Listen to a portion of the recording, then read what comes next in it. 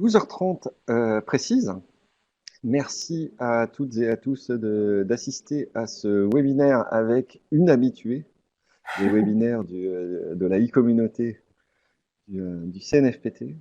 Je parle d'Amélie Jange Bonjour et à qui, tous et toutes. et qui va nous parler aujourd'hui donc de l'évaluation environnementale des projets d'ENR et d'aménagement, freins ou leviers pour leur réalisation. Je vous rappelle que vous pouvez vous exprimer, poser des questions. On est là avec mon collègue Jean-Pierre Pouillot pour recueillir vos questions, arrêter Amélie dans sa présentation s'il le faut pour relayer vos questions auprès d'elle. N'hésitez donc pas à utiliser l'onglet conversation en bas à droite pour vous exprimer. Toutes les questions sont les bienvenues. Je rappelle que les seules questions bêtes sont celles qu'on ne pose pas. Donc n'hésitez pas. Et donc du coup, puisque le contenu d'Amélie est une nouvelle fois riche et dense, je propose de laisser tout de suite s'exprimer Amélie sur son sujet du jour. Bon webinaire. Merci Julien pour cette introduction. Bonjour à tous. Alors merci de votre présence à ce webinaire que je suis ravie d'animer donc sur le thème, comme l'a dit Julien, de l'évaluation environnementale sur freins ou leviers pour la réalisation de projets d'énergie renouvelable et d'aménagement. Et puis merci bien sûr au CNFPT, à Énergie Partagée, qui permettent l'organisation et la diffusion de ce sujet d'actualité, et d'autant plus d'actualité avec la reprise des activités économiques et d'aménagement suite à la crise sanitaire liée au Covid-19 que nous sommes en train de traverser. Pardon, je me familiarise avec l'outil. Pour commencer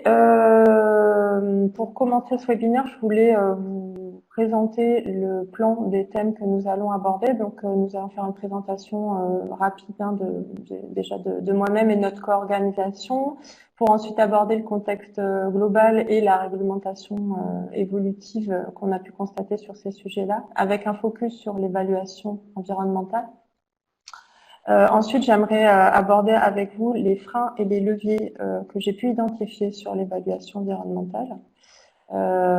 Puis vous livrer des pistes de réflexion et vous proposer des outils méthodologiques dont on pourra discuter lors d'un temps d'échange à la fin de ce webinaire, avant donc de conclure et d'aborder des perspectives.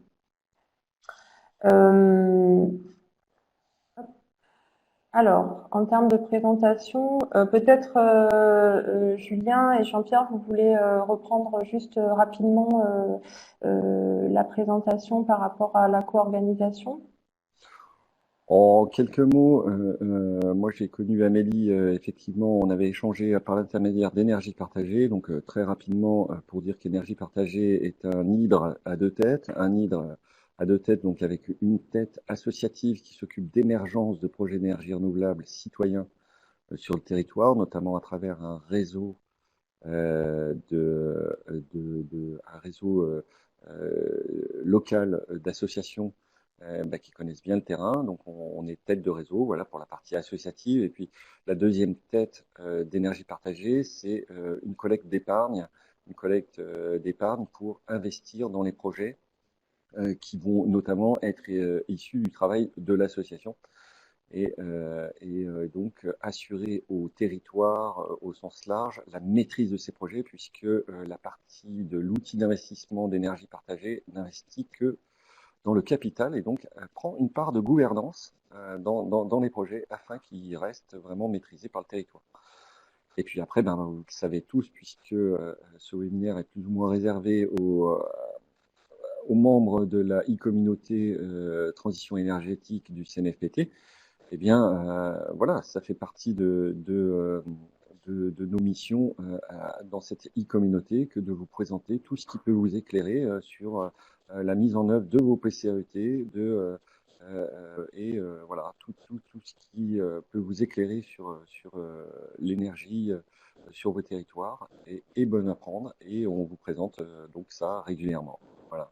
Après, Amélie, je te laisse bien sûr présenter tes activités plus précisément.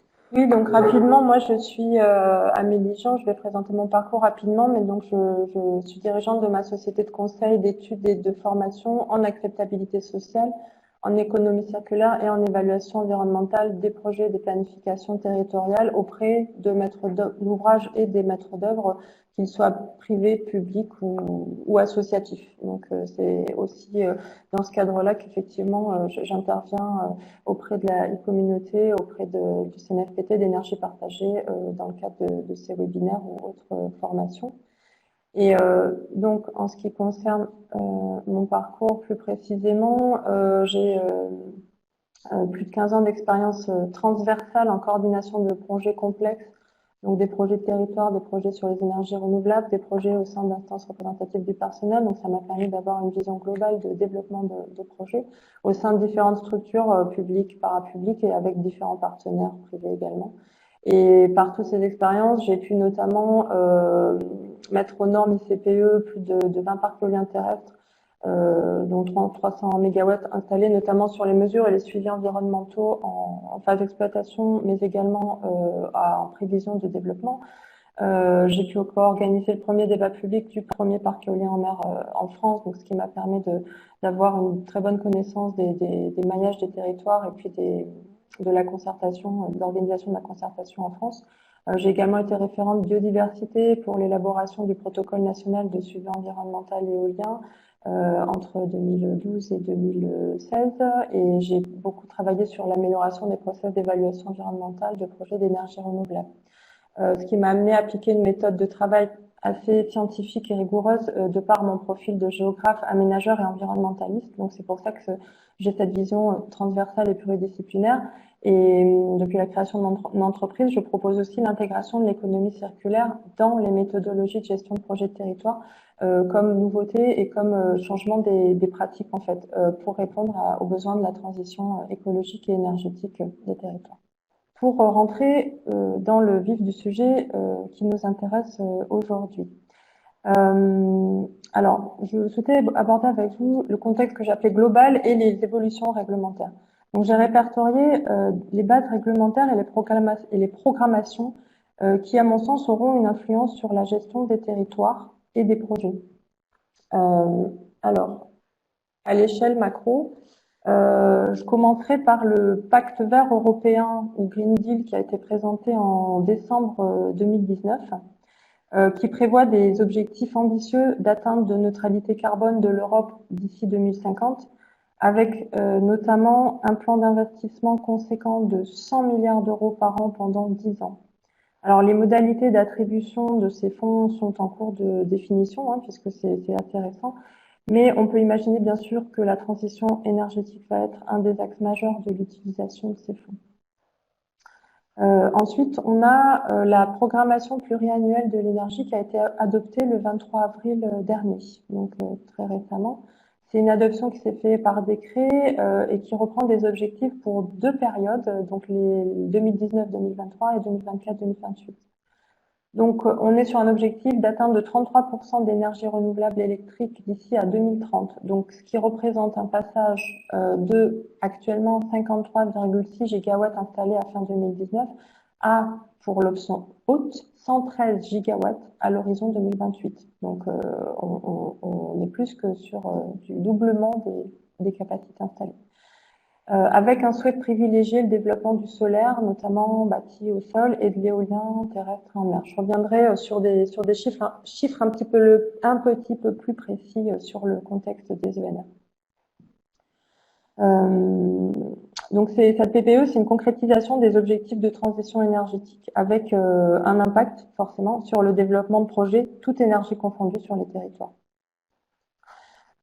On a également un plan de relance économique qui est en cours de discussion suite à la crise sanitaire mondiale qu'on a vécue et qu'on est encore en train de vivre de ce printemps, pour que ce qui est appelé le jour d'après, dont on a souvent pu entendre cette expression, ne soit pas un retour à la normale, mais représente vraiment l'illustration de la transition écologique et énergétique dont notre planète a besoin.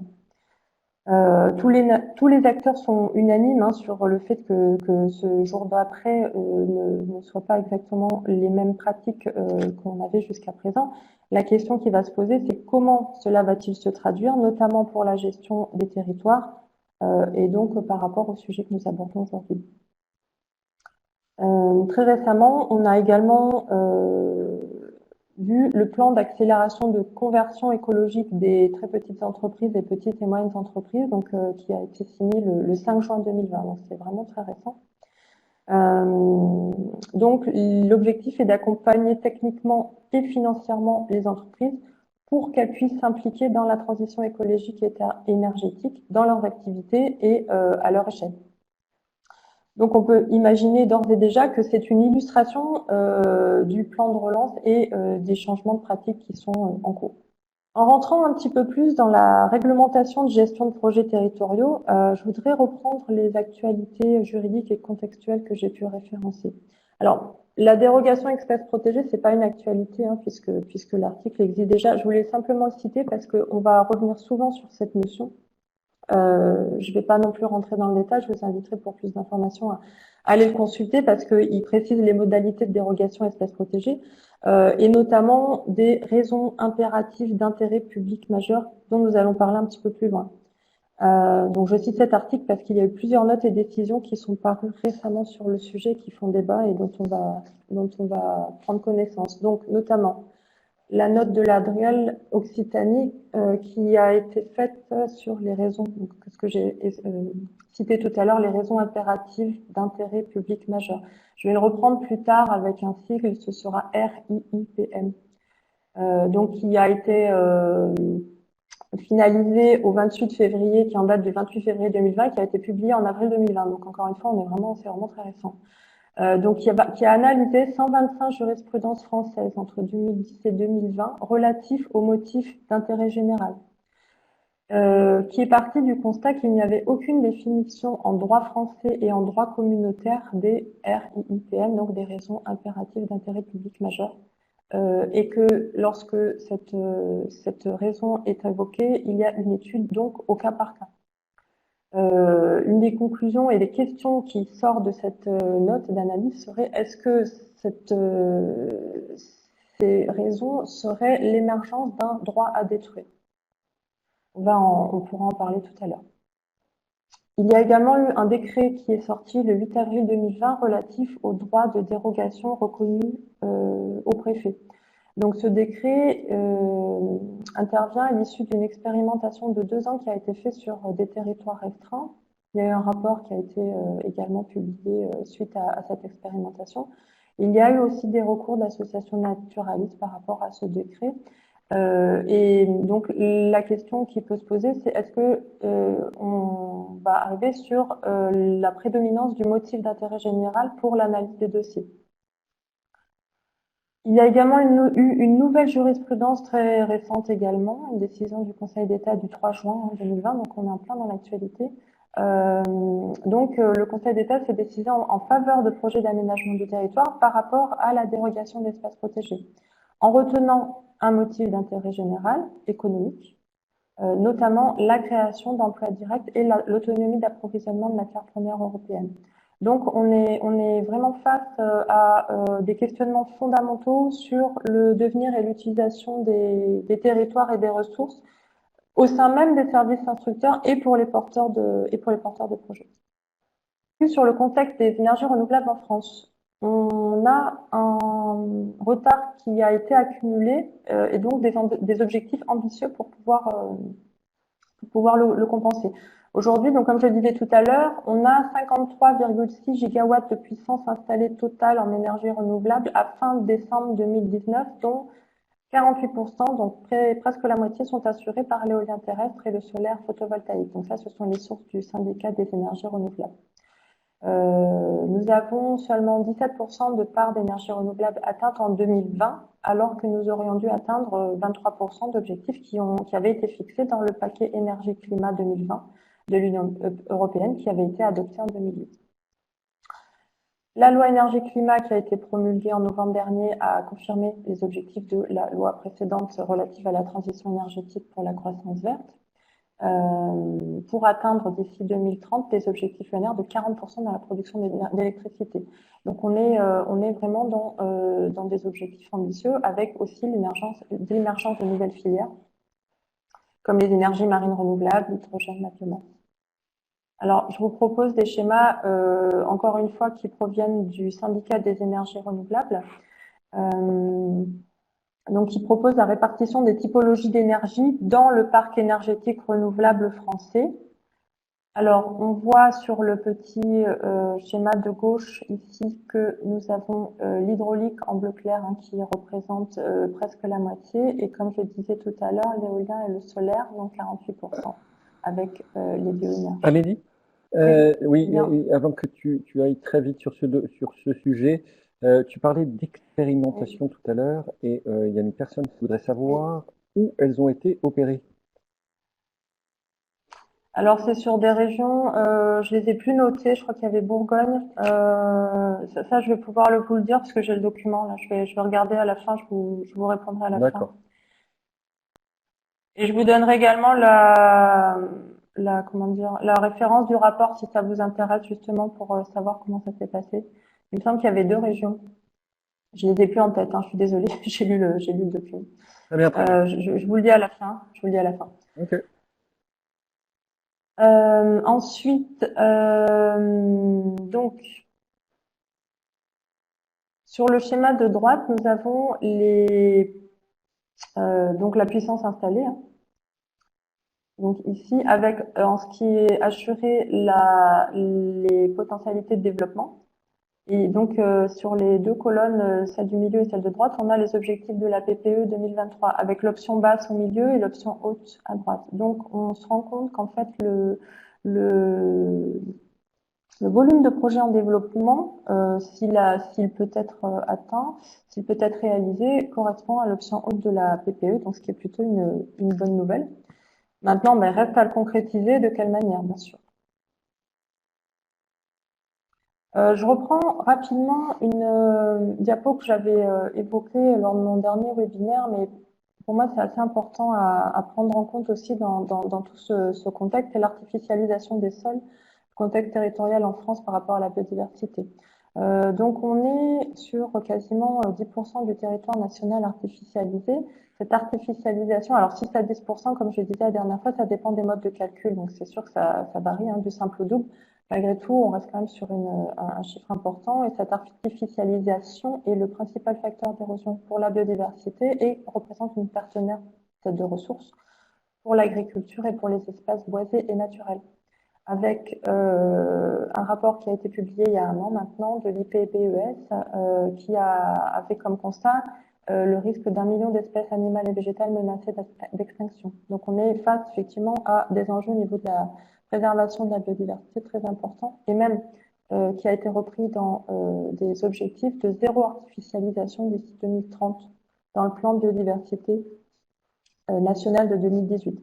Donc nous sommes vraiment face à une complexité de gestion des territoires, car il faut mettre en œuvre cette transition énergétique avec le développement de projets, tout en préservant les ressources naturelles existantes, ou, s'il y a atteinte, compenser les éventuels impacts qui n'auront pu être ni évités et ni réduits selon la séquence ERC, donc éviter, réduire, compenser. Voilà, pour plus d'informations, je vous invite à consulter aussi mon webinaire de décembre dernier qui était relatif à la compensation écologique et circularité des ressources. Alors, je vous livre voilà, quelques éléments d'analyse que j'ai tirés basés sur tous ces constats.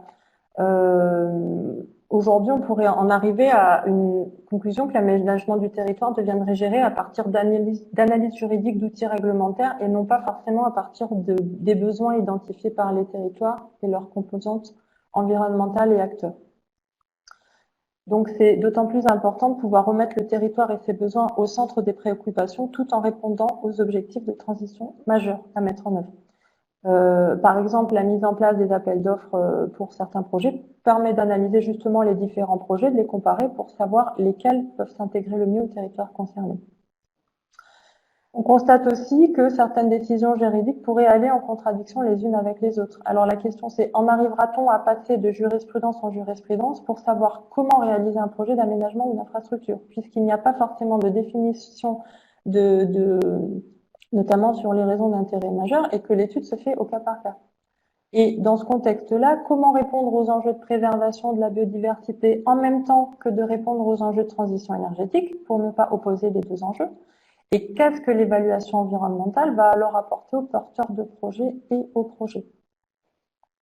Alors, je fais un focus sur l'évaluation environnementale. Alors, rapidement, l'idée, c'est pas de rentrer trop dans le détail, puisque ça a été déjà abordé dans des webinaires précédents, plus. Juste pour reprendre le cadre réglementaire qui a été simplifié de la demande d'autorisation environnementale. Donc, c'est le résultat d'une fusion des différentes procédures et décisions environnementales requises pour les ICPE, donc installations classées pour la protection de l'environnement, et les IOTA, installations, ouvrages, travaux et activités. En une unique autorisation environnementale, donc qui a été créée par le ministère et qui est applicable depuis 2017. Donc, comme on l'a dit, c'est une seule autorisation au titre des différents codes environnement, forestier, énergie, transport en fonction des types de projets. Il y a donc une seule demande et un seul interlocuteur en fonction du type de la demande, donc la police de l'eau pour les IOTA, les inspecteurs pour les ICPE ou les autres services compétents en fonction des besoins du projet. Et un délai de procédure qui a été raccourci à 9 mois. Alors, hors phase amont et hors recours éventuel, bien sûr. Du coup, je vous propose...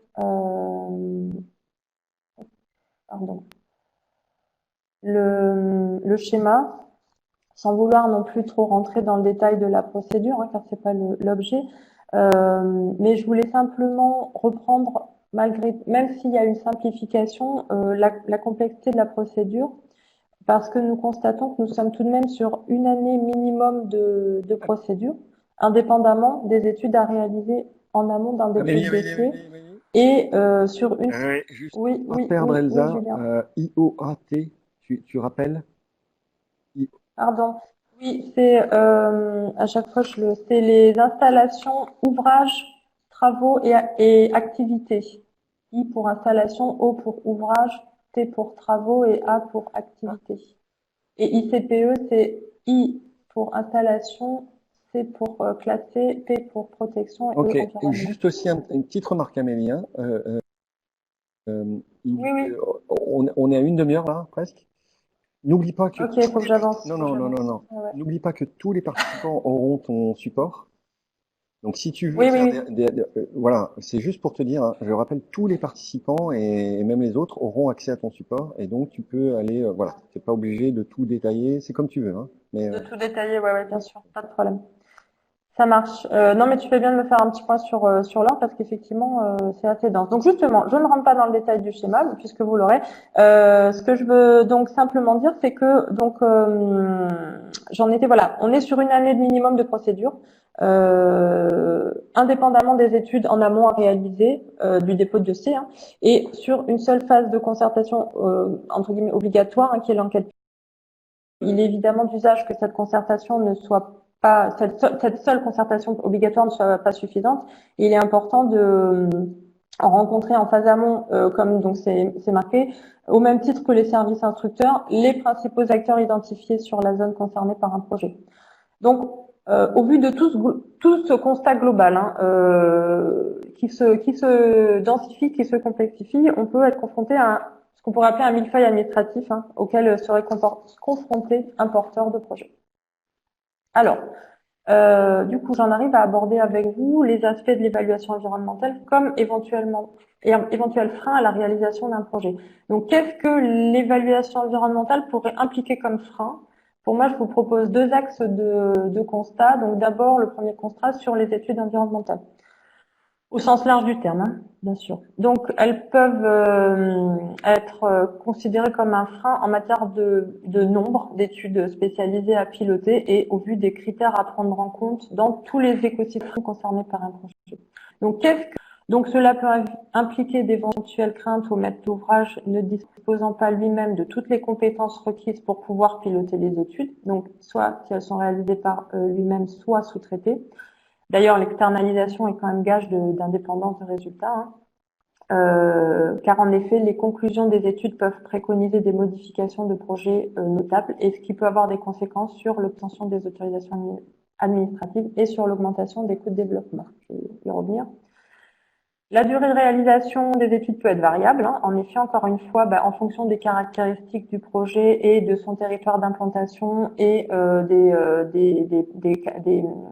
spécificités rencontrées, les protocoles d'études proposés peuvent être plus ou moins contraignants et s'appuyer sur un cycle biologique plus important, une périodicité des activités économiques à prendre en compte.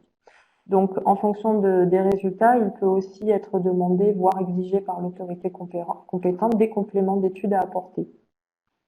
Donc, cela peut faire craindre à nouveau un dépassement des calendriers. Donc, ce que je disais, une incertitude du calendrier, une incertitude supplémentaire par rapport à un manque de retour sur investissement.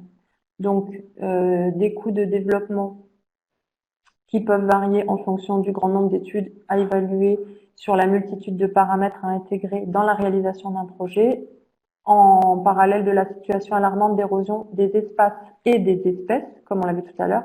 Donc forcément, cela peut impliquer des coûts de développement plus importants qu'il faut pouvoir assumer pour répondre aux exigences réglementaires. Et selon la taille et le statut du maître d'ouvrage, donc public ou privé, citoyen, association, petite structure, grande structure, groupement, etc., l'enjeu n'est pas forcément le même, sur la possibilité de développer et d'exploiter. Donc tout cela pourrait même devenir rédhibitoire pour le développement d'un projet, ce qui serait dommage si le projet s'inscrit dans la transition énergétique et écologique. L'autre pardon, ça passe pas. Hop, voilà. D'autres freins peuvent être identifiés dans le processus de concertation. Il y a plusieurs paramètres à prendre en compte, donc le volume avec la concertation d'un point de vue réglementaire en phase amont et l'enquête publique, et la concertation à mener pour une meilleure intégration du projet dans son territoire d'implantation. Donc, on peut avoir par exemple des permanences en mairie, des expositions, des réunions publiques à organiser régulièrement. La concertation réglementaire, donc en cas public, représente une préparation conséquente des dossiers et des résultats d'études à présenter de façon pédagogique. C'est une étape qui est essentielle pour la suite du projet, car à la fin de l'enquête, le commissaire enquêteur va donner son avis favorable ou défavorable à la poursuite du projet. Donc, pour préparer cette étape, il est bien sûr important de s'impliquer localement par le biais donc de ce que je disais tout à l'heure. Donc tout cela prend du temps, forcément, du temps de présence et d'ancrage local sur les territoires et au contact des acteurs, en fonction donc des besoins identifiés et des oppositions qui ont pu s'être manifestées. Et tout cela représente aussi un coût de développement avec cette mobilisation de terrain et des maîtres d'ouvrage et des sous-traitants et une incertitude encore une fois du calendrier. Et, voilà, moi je reprends en fait les freins sur deux aspects, mais ce sont un peu les mêmes freins. Donc, des multiples conséquences. La nécessité de mobiliser de l'investissement en phase développement assez conséquent sans retour d'exploitation assuré, puisqu'on est sur une période d'une durée incertaine et sur des résultats non connus à l'avance. Même si, quand on commence à s'engager dans un projet, on a déjà quand même fait une analyse multicritère, bien entendu. Il y a une nécessité possible d'adaptation du projet en fonction des résultats des études ou en fonction des besoins identifiés suite à la concertation. Peut-être même d'arrêt du projet si les résultats sont rédhibitoires. Ça a pu arriver, hein. En fait, le développement, c'est rare, mais ça peut arriver. Avec des coûts de développement qui ont été faits, mais des études qui ne vont pas forcément servir pour ce projet. Mais ces études-là et ces résultats sont une accumulation de données qui est valorisable, que le projet se fasse ou non. J'y reviendrai un petit peu plus tard, également. Donc,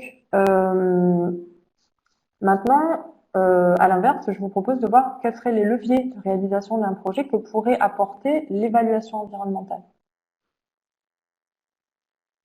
Donc, ce que je vous propose sont de plusieurs natures, que ce soit par rapport aux études ou par rapport à la concertation. Donc, déjà, Bien comprendre le fonctionnement d'un territoire permet de mieux s'y adapter lorsqu'on envisage d'y ajouter une activité ou une infrastructure. Donc, s'appuyer sur les planifications territoriales est bien sûr une première étape pour cette compréhension de territoire. Ensuite, grâce aux études, on a des réponses aux enjeux en matière de protection de la biodiversité et de la santé, de respect de matière de protection de biodiversité et de protection de la santé. Donc, notamment par le biais du respect réglementaire et en s'impliquant dans la transition écologique. Également par la mise en œuvre de la séquence ERC dès la conception des projets. L'évaluation environnementale permet également un meilleur calcul des coûts d'intégration. Donc, on évalue mieux le coût, notamment des mesures environnementales pendant toute la vie du projet. On va également avoir un meilleur dimensionnement du projet, donc forcément les coûts associés, et une diminution du risque de refus administratif, puisque on aura, en cas d'incomplétude du dossier, l'évaluation environnementale permet vraiment de suivre un calendrier et de suivre des étapes pour justement rester dans ce respect de réglementation. Au niveau de la concertation, l'accompagnement de la part des services de l'État en face à monde des projets va permettre une meilleure visibilité et une meilleure compréhension des normes applicables et de leur calendrier de réalisation. On les intègre également au dimensionnement du projet.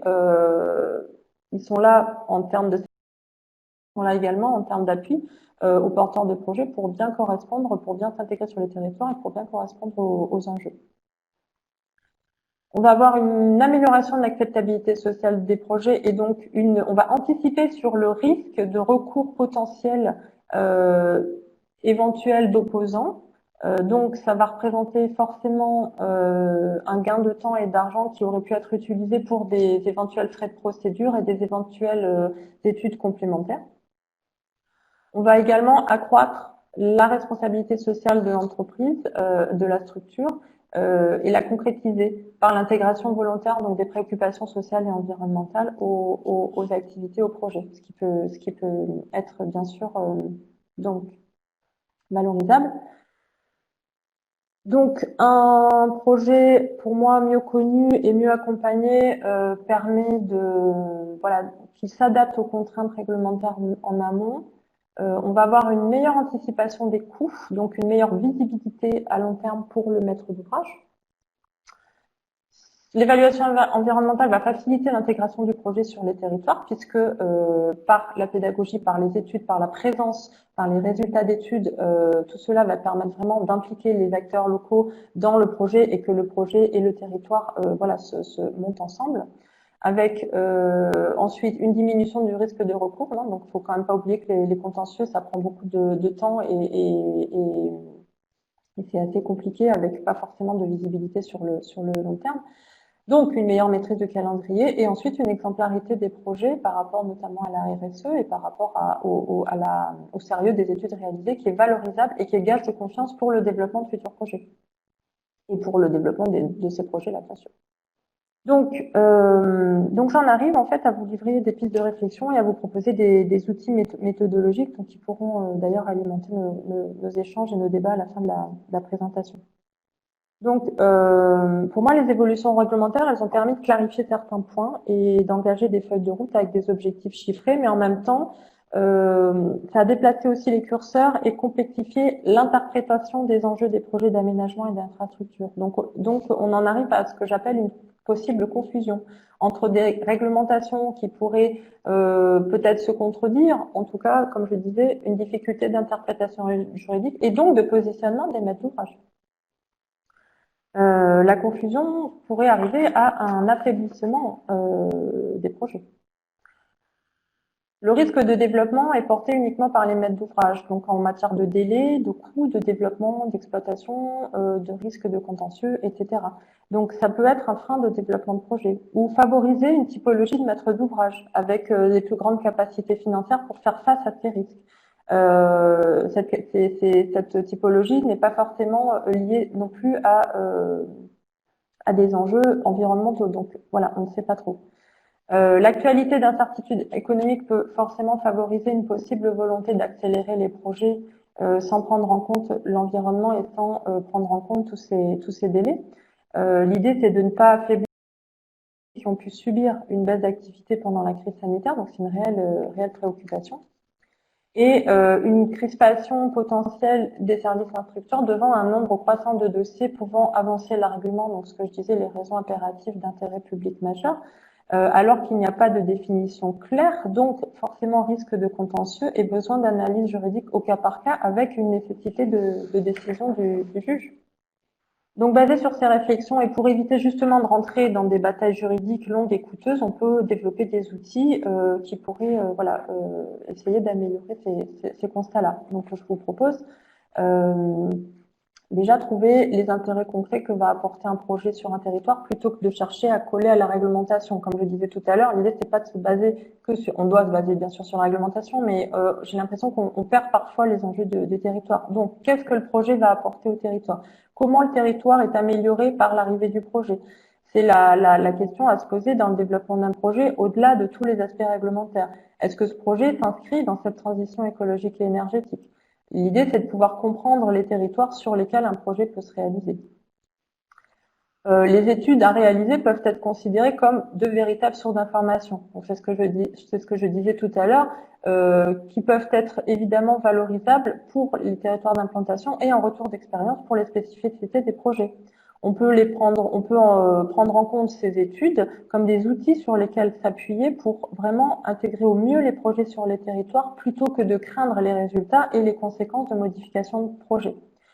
On peut prendre la connaissance des richesses naturelles comme des découvertes scientifiques et de la connaissance fine des territoires à valoriser, et plutôt que comme des contraintes à opposer à d'autres intérêts. En fait, l'idée c'est pas d'opposer l'intérêt public majeur à un autre intérêt public majeur.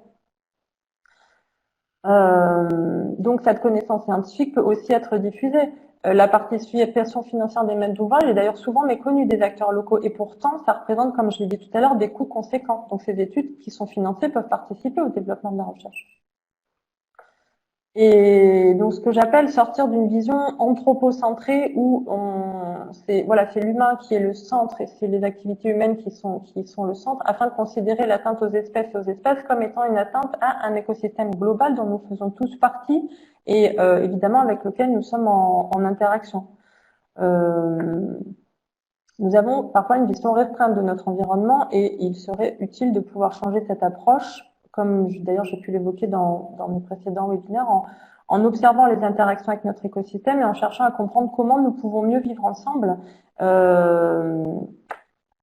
Quel type de projet représente une raison impérative d'intérêt public majeur? Faut-il attendre un contentieux pour se poser la question? Alors je m'éloigne peut-être un petit peu du sujet, mais je pense qu'il est vraiment urgent de se poser ces questions avant de s'engager dans des démarches administratives lourdes, à l'issue parfois incertaine.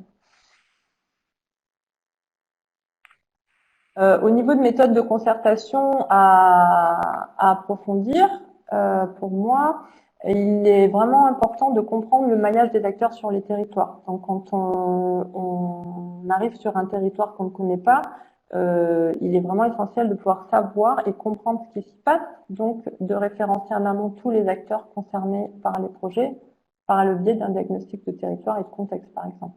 Donc,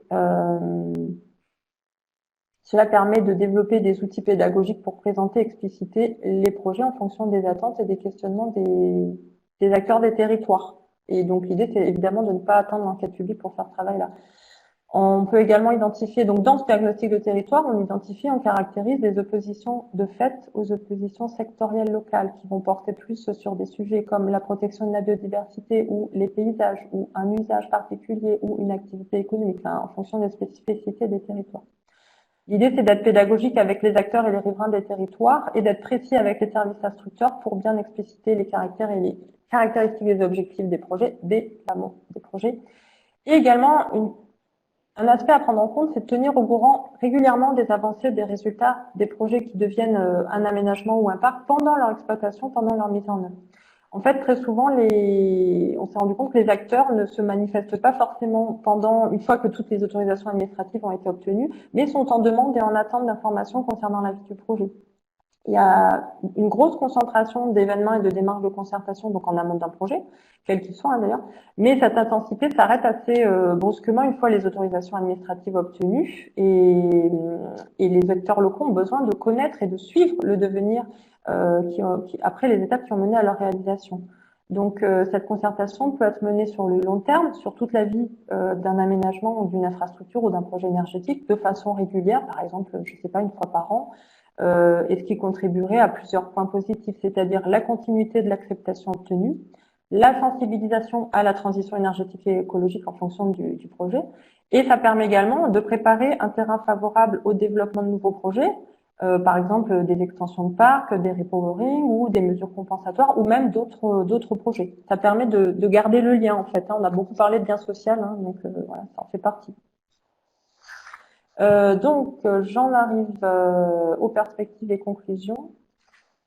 En conclusion, donc comme je l'ai dit plusieurs fois, l'idée c'est de pouvoir donc bien connaître les territoires pour pouvoir réussir une bonne intégration des nouveaux projets avec cette réalisation de diagnostic de terrain en amont.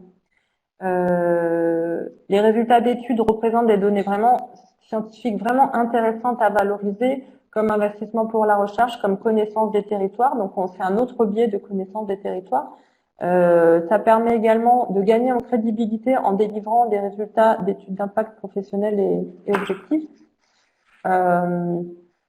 De ne pas attendre le contentieux juridique pour déterminer l'intérêt public majeur d'un projet et d'intégrer ce concept de responsabilité sociale et sociétale d'entreprise pour l'élaboration des projets. Donc en perspective, on peut envisager l'évaluation environnementale comme une réelle opportunité de réaliser un projet exemplaire et non pas seulement pour répondre aux contraintes réglementaires. Donc de se servir en fait de toutes ces études pour cette connaissance du territoire, pour cette meilleure intégration, de convaincre les acteurs du bien fondé de la démarche et de la participation à la lutte contre le changement climatique. Ça permet de considérer les maîtres d'ouvrage comme de véritables acteurs d'un territoire d'implantation, de favoriser cette coopération entre tous les acteurs. Donc voilà, on revient à encore une fois ce lien social, de changer l'approche anthropocentrée en approche écosystémique d'un projet, qu'il soit d'aménagement ou d'infrastructure, et donc cette méthodologie elle peut être appliquée à tous les projets. Donc, pour terminer, je pense que l'évaluation environnementale est une première étape pour cette bonne connaissance du fonctionnement et elle s'inscrit dans le développement d'un possible changement de pratique.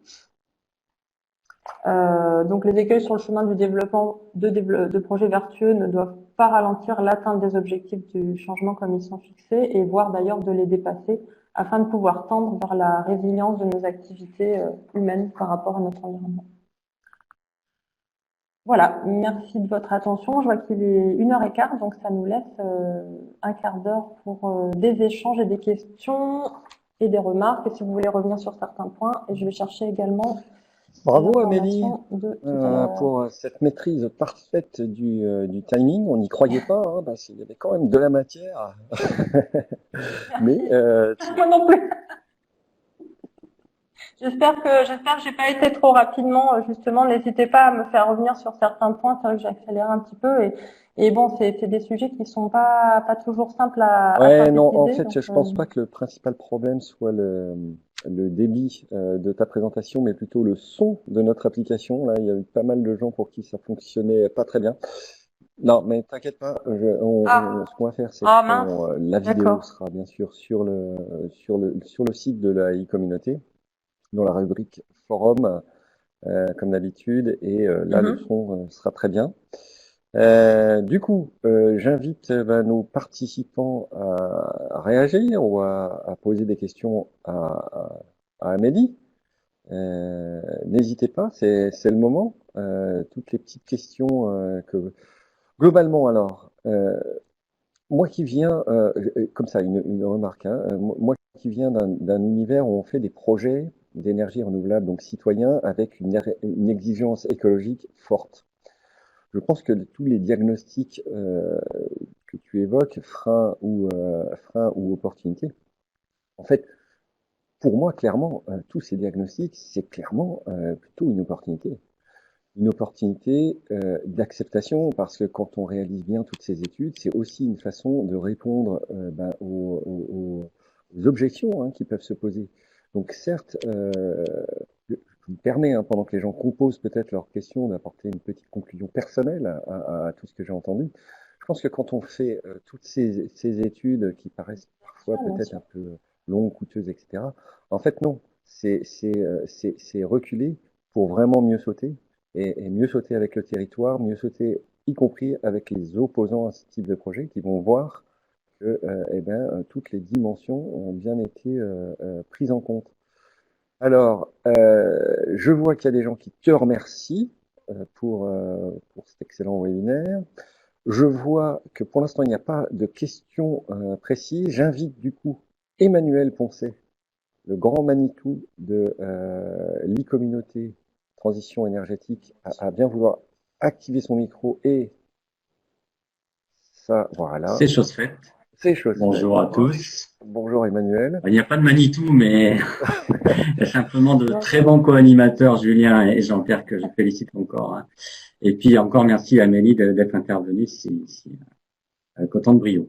Alors, ouais, et justement, Emmanuel, lui, il voulait, pour aller justement plus loin encore que la conclusion d'Amélie, nous présenter quelques éléments du parcours de formation du CNFPT qui sont en relation avec tous ces sujets. Voilà, en relation donc avec l'évaluation environnementale, dont vous avez saisi tous, on va dire, les avantages pour le territoire et la collectivité, les acteurs locaux. Dans l'offre de services du CNFPT, donc bien sûr, il y a les webinaires avec les communautés, comme le disait donc Julien tout à l'heure, et puis vous avez l'offre sous forme de stage. Donc, je vais copier-coller tout simplement les 4 principaux codes de stage de formation, donc qui vous permettent d'accéder à des montées en compétences sur ces questions d'évaluation environnementale sur différents sujets, que ce soit donc les politiques environnementales au sens large, les projets d'aménagement, les plans climat, ou encore les programmations de construction, réhabilitation de bâtiments. Voilà, donc sur différents sujets. Alors bien sûr, dans d'autres modules de formation, vous allez trouver des séquences d'une demi-journée ou plus sur l'évaluation environnementale, mais là, c'est déjà une présélection. Donc, dans le compte-rendu du webinaire, vous aurez bien sûr les dates et les lieux des sessions de formation de ces différents modules, de manière à ce que vous ayez une information assez directe. Voilà, c'était un petit peu, je dirais, la parenthèse que je voulais ouvrir et que je referme tout de suite en vous remerciant à nouveau pour votre écoute et votre participation. Julien, je te rends la parole. Merci Amélie encore. Alors, pour ceux qui prendraient le webinaire juste à ce moment, ce que vient d'écrire Emmanuel Poncet, ça n'est pas des anagrammes, c'est bien des codes de stage CNFPT qui vont vous permettre d'approfondir le sujet. Alors, on a Julien, les agents connaissent très bien ce mode de communication. Voilà. D'accord. Non, mais je voulais faire un petit peu d'humour, tu vois. Alors, revenons au sujet. Daphné nous fait part d'une remarque. Elle nous dit les arguments avancés pour défendre l'intérêt de l'évaluation environnementale sont intéressants, production de connaissances. Cependant, elle estime que c'est difficile à articuler avec la réalité du terrain et elle met en avant en particulier des politiques qui veulent avancer vite avec un timing du mandat, avoir des réalisations à son actif, etc., et qui sont pas forcément réceptifs au côté agrégation de connaissances. Qu'est-ce que tu as à répondre à Daphné? Oui, je pense qu'effectivement, c'est pour ça qu'en fait je l'ai mis en argument parce que c'est quelque chose qui est pas assez mis en avant et qui est pas assez compris. Je trouve que l'intérêt n'est pas assez compris. Donc il y a l'aspect justement politique, il y a l'aspect aussi privé, notamment concurrentiel. Donc il y a 2 écueils par rapport à la diffusion des informations, parce que par exemple un maître d'ouvrage qui va payer pour une étude ne va pas forcément avoir envie que les résultats soient diffusés, tombent dans le domaine public, alors que c'est pour son projet. Donc il y a 2 problématiques. C'est vrai que moi je pense qu'on peut vraiment en argumentant sur ce que tu disais Julien, sur le fait que ça peut prendre du temps. effectivement. Mais ça en fait gagner. Ça en fait gagner pour plus tard, ça en fait gagner pour la suite, ça en fait gagner pour les étapes de concertation, ça en fait gagner pour la réalisation d'autres projets. C'est vraiment c'est un discours en fait à argumenter, c'est un discours à monter en disant voilà, en connaissant bien les protocoles d'études et en connaissant, en s'apesantissant en fait sur les résultats obtenus, on peut vraiment avancer l'argument de dire voilà, on a toute cette matière qui va pouvoir servir pour ce projet-là, mais qui pourra servir aussi à d'autres projets, qui pourra servir à engager un discours, un dialogue avec les acteurs locaux, qui fera que ce lien sera initié et va pouvoir être continué.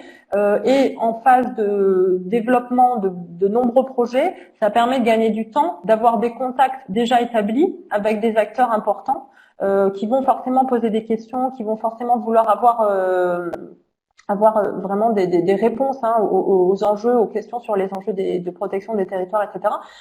Donc c'est exactement ce que tu disais. C'est peut-être qu'on prend un peu de temps au début, mais ensuite on en gagne vraiment par la suite. Donc je pense que c'est cet argument-là qu'on peut vraiment appuyer. Et d'une part, et d'autre part, la valorisation de la contribution à la recherche scientifique, c'est un argument en tant que tel, qui n'est pas forcément encore vraiment utilisé parce que c'est pas dans les mœurs, mais vraiment on va en avoir besoin. Donc c'est avoir une vision d'avenir en fait, et c'est vraiment un autre argument de dire voilà, vous vous impliquez dans l'avenir. Donc ça c'est quelque chose en tant que politique. L'écouter là, enfin, ils peuvent être réceptifs justement à ça. On résumerait ça d'une façon, enfin, un peu cavalière, mais parfois en ENR, aller vite, c'est aller lentement. Parce qu'il faut aller au rythme du moins disant. En fait. Ouais. Voilà. Mais c'est vrai que je reconnais que ce que dit les contraintes sur les agents territoriaux par les politiques. Et le timing du politique n'est pas forcément le même que le timing du commun des mortels. Alors, nous avons J'irai encore plus loin en disant que le timing des politiques peuvent être vraiment liés au timing d'un mandat, alors qu'un projet, et on le voit dans les phases de développement, peuvent être si un projet intervient en cours de mandat, il n'est pas forcément encore réalisé en fin de mandat. Donc c'est pas non plus évident pour un politique de se positionner sur des projets, justement, enfin ça on le sait sur les territoires, quand on a des phases de développement longues. C'est pas que pour ça, mais ça, je pense que ça a été pris en compte aussi dans le raccourcissement des procédures à 9 mois, parce qu'avant on pouvait avoir des procédures encore beaucoup plus longues de développement de projets ENR et c'était presque intenable. Même les acteurs des territoires, c'était plus les mêmes en cours de projet. Enfin, ça devient très compliqué. Donc voilà, il y a un temps pour tout, mais voilà, alors, Amélie, il faut le prendre, mais pas trop. D'enchaîner parce que nos participants et participantes, du coup, se sont déchaînés là, sur l'onglet conversation et ont posé plein de questions. Du coup, on va essayer de répondre à tout. Il nous reste 7 minutes. Donc, on a Anne qui est dans la magnifique communauté de communes de Brocéliande, que je connais un petit peu avec sa forêt magique. Donc, l'évaluation environnementale est la plupart du temps une obligation dans le cadre de la mise en place de projets d'ENR. Donc, pourquoi s'interroger sur l'opportunité? J'ai envie de répondre rapidement, puis je peux compléter, c'est que oui, c'est une obligation, mais on peut justement transformer cette obligation en véritable opportunité de faire tout ce qu'on disait sur l'acceptation sociale, anticiper la concertation, c'est-à-dire ne plus le vivre simplement comme une contrainte, et puis en plus comme des apports scientifiques que tu équipiers, des apports à la recherche, et du coup transformer cette contrainte en opportunité. Est-ce que tu as... Oui, et pas que ça, donc tout à fait. Et le deuxième point, et non pas des moindres, c'est le fameux décret qui est paru le 8 avril 2020 en portant dérogation au préfet. Donc je vous invite à en prendre connaissance en détail parce que potentiellement l'évaluation environnementale peut ne pas être prise en compte dans la réalisation d'un projet. Donc ça va changer grandement la donne et ça peut aussi impliquer d'autres pratiques. Par rapport à une accélération d'atteinte des objectifs, on peut s'interroger sur la façon dont vont être développés les projets. C'est arrivé. Donc voilà, je vous donnerai je retrouve pas le rapport là de l'expérimentation, la question qui nous a été posée au début. Je vais le chercher pour vous le donner. C'est vraiment très important. Je vous invite vraiment à consulter ce décret parce que voilà, il vient de paraître. Donc la question c'est comment ça va se passer pour la suite. Je sais que j'ai échangé avec des avocats au niveau national en droit spécialisé en droit de l'environnement qui s'interroge aussi sur le risque éventuel d'augmentation de contentieux. Hein, clairement, on en est là. C'est pour ça que j'ai abordé souvent l'inquiétude parce que dans des définitions qui ne sont pas clairement établies sur les raisons d'intérêt impératives d'intérêt public majeur avec des études au cas par cas, comment on va faire pour normaliser des projets? Voilà, ça va être le défi de l'aménagement du territoire. On va le voir dans les prochains mois, je pense. Une question de JBV. Avez-vous accompagné des projets agrivoltaïques? Alors j'avais commencé, oui, à accompagner des projets agrivoltaïques. Effectivement, c'est en train de. Donc, quelle est la question plus précise en fait? J'essaie de voir si. J'imagine qu'il serait peut-être intéressé. Donc, dans ce cas-là, Pour des retours je d'expérience. t'invite peut-être à mettre ton mail ou de toute façon, il doit. Oui, J'ai mes coordonnées sur PowerPoint. N'hésitez pas à me contacter effectivement pour plus d'informations, hein, pour échanger sur des détails. N'hésitez pas. Hein, effectivement. On a Joanne qui demande, est-ce que le choix d'un bon emplacement, friche, peu d'enjeux écologiques par exemple, même parking, permet de réduire les temps et coûts des études? Pardon, j'ai pas ça s'est coupé. Est-ce que le choix d'un bon emplacement permet de réduire le temps et le coût des études, c'est ça? Ouais. Oui. Alors, il faut définir ce qu'est un bon emplacement. Donc un bon emplacement. Joanne parlait de friches avec faible enjeu écologique et parking, par exemple. Oui. Bah, clairement, hein, tiens, d'ailleurs, on en arrive un peu à la circularité des. Alors, une friche n'est pas forcément à faible enjeu écologique. Attention, parce qu'en fait, on peut constater qu'il y a certains milieux qui ont été anthropisés, qui, laissés à une renaturalisation, laissent apparaître de nouvelles espèces. Donc, il y a même des friches qui sont utilisées pour de la compensation écologique en maintien de friches par rapport à certaines espèces qui sont rencontrées sur des projets. Donc déjà, c'est pour ça que je dis attention à la notion de bon emplacement, parce que ça va être bon emplacement en termes de faible enjeu écologique, mais certains milieux ne le sont pas considérés comme ça de prime abord. Ensuite, donc effectivement, des endroits déjà anthropisés, hein, parking bien sûr. C'est pour ça qu'on parle aussi de développement de solaire intégré au bâti en plus, ou bien d'agrivoltaïsme. Enfin, effectivement, il y a des territoires, les territoires sur lesquels il y a les plus faibles enjeux écologiques permet effectivement de gagner du temps et de gagner en simplification. Voilà. Après, un cycle biologique restera un cycle biologique. Donc, sur des espèces aviphones, par exemple, on a un cycle d'une année, ça sera incompressible, même si les enjeux sont faibles. Alors, une question de Stéphanie Brochard. Les besoins du territoire renvoient aussi potentiellement aux effets cumulés des projets. Parfois, ce n'est pas tant un projet précis qui pose problème, mais l'accumulation de projets. Comment les évaluations environnementales peuvent-elles prendre en compte au mieux cet aspect d'impact cumulé. Cumulatif. Hein. Ouais, c'est des impacts cumulés, ouais, tout à fait. D'ailleurs, une minute, Amélie. Oui, d'accord, je fais vite. Les impacts cumulés sont pris en compte dans l'évaluation environnementale des projets, donc c'est un paramètre qui de toute façon est étudié. Donc après, on prend les caractéristiques d'une évaluation environnementale et on l'applique par rapport à la connaissance des projets installés, mais pas que, la connaissance des projets développés aussi. Donc c'est pris en compte. Ok. Je réponds vite, n'hésitez pas à... Attends, parce qu'il y en avait plein. Je pense qu'on va déborder encore un peu, parce qu'en fait, j'avais pas vu, mais je croyais qu'on était arrivé au bout. Et en fait, il y a d'autres questions. Quel est votre avis sur le photovoltaïque au sol? Et disposez-vous d'exemples avec du recul sur du pâturage sous les panneaux posés au sol? Alors j'ai des exemples, mais bon, j'ai pas encore suffisamment de comparaison.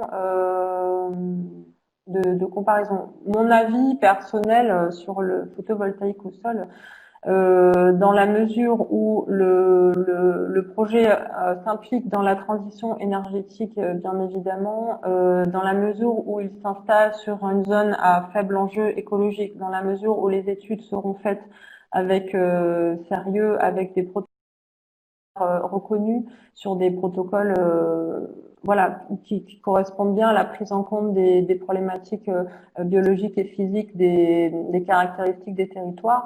Voilà, j'ai pas d'avis plus sur un projet photovoltaïque que sur un projet éolien que sur un autre projet. L'idée, c'est comment est fait le projet.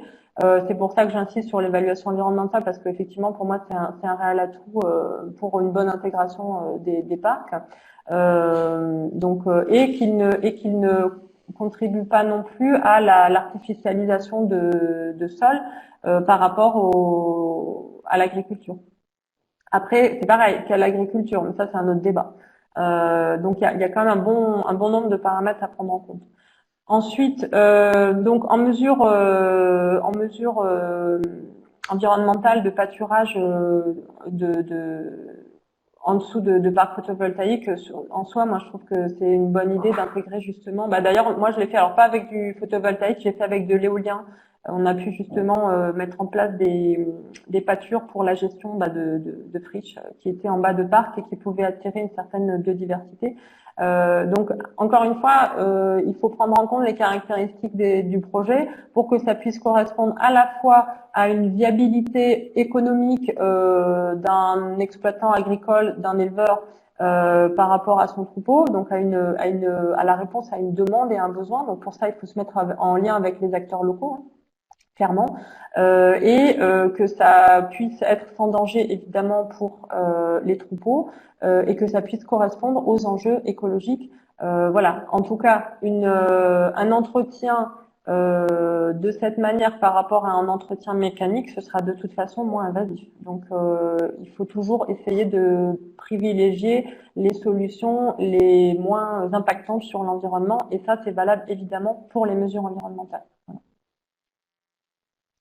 Alors, quelques petits mots rapidement pour conclure. Daphné n'est pas tout à fait encore convaincue par l'aspect contribution scientifique. Voilà, c'est pas grave. Une graine est plantée. On verra bien ce qu'il en advient. Elle a certainement des contraintes, de réalité de sa mission qui lui font dire ça, et bien sûr on le comprend. D'ailleurs, n'hésitez pas à me contacter pour en parler plus en détail et justement de voir par rapport à vos contraintes, hein, si vous souhaitez voilà, peut-être trouver des solutions par rapport à des cas particuliers, n'hésitez pas. Donc on a JBV qui demande comment on mesure l'acceptabilité sociale pour comparer un choix de site. Alors je ne sais pas si nous on travaille beaucoup sur cet aspect énergie partagée, sur l'aspect de l'acceptabilité sociale. Alors on ne la mesure pas avec un taux, mais on la travaille avec de l'animation justement sur le terrain et des rencontres et des réunions publiques, etc., etc., etc. Après, il y a des études de contexte. Ouais. Si, moi, il y a des études de contexte qui sont faites avec des méthodologies justement d'identification des acteurs, de questions ciblées, d'analyse. Donc on peut la mesurer. Effectivement, c'est pas forcément. C'est un autre type d'étude, mais ça peut se mesurer, comme des cartographies de territoire. Il y a pas mal de personnes qui en font aussi. Donc, sur chacun de vos territoires, il y a des acteurs. Moi, j'en connais, pas dans toute la France, mais j'en connais sur plusieurs régions, et c'est intéressant d'ailleurs à savoir. Oui, c'est vrai, le diagnostic de territoire est une façon de le mesurer, tout à fait. J'avais oublié cet outil-là. Mais je pense qu'on a fait le tour des questions. Après, ça va être des remarques et surtout beaucoup de remerciements. Donc, merci Amélie. Alors, un quatrième webinaire en préparation. On verra bien. C'est la surprise. Oui, on va en discuter, mais oui, bien sûr, on reste sur de toute façon, l'actualité est tellement débordante qu'il y a matière, régulièrement. Je voudrais remercier tous nos participants et participantes d'avoir assisté à ce webinaire. On a débordé de quelques minutes, c'est pas bien grave. Et je vous dis rendez-vous très rapidement. Ce mois de juin est très actif en termes de webinaires sur la e-communauté. Donc soyez bien attentifs. Le prochain, c'est dans 5 jours avec Justine Pelemeul, ma collègue Justine Pelemeul d'énergie partagée, où on va parler des communauté énergétique, vous savez, ce concept qui vient d'être inventé par l'Europe et qui va se décliner en France et qui va donc donner une part particulière, comment dire, oui, une audience particulière à tout ce qui est construction d'unités de production énergétique sur son territoire, maîtrisées par les acteurs locaux. Voilà une belle opportunité en tout cas pour vos PCET. À bientôt tout le monde. Merci encore Amélie. Merci à tous. Au revoir. Au revoir. Au revoir.